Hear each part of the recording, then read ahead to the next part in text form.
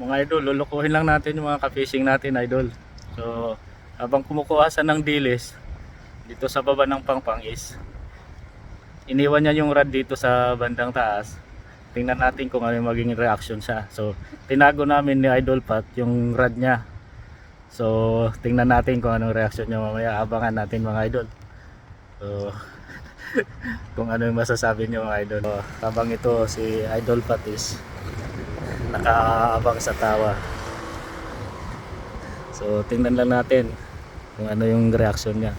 Andito mga idol yung rod natin. Yung mga fishing rod. So ito yung motor niya mga idol. Ayun na.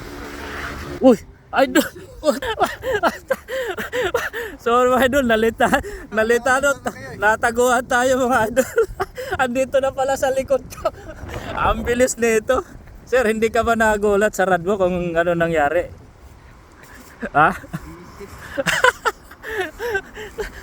Ano, nag-ano pala ako kay kinakausap ko pala si Idol Pat eh.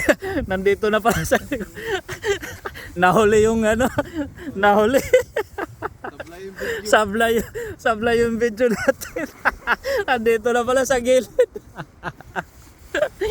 Hindi ka kinabahan sir kung ano paano yung rod mo? Magbibintang pa sa mga idol nandito sa kabila na nang didilis eh. Nagulat ako mga idol, nasa likod ko na pala. Ryan, mali yung tago natin. Pambira yan.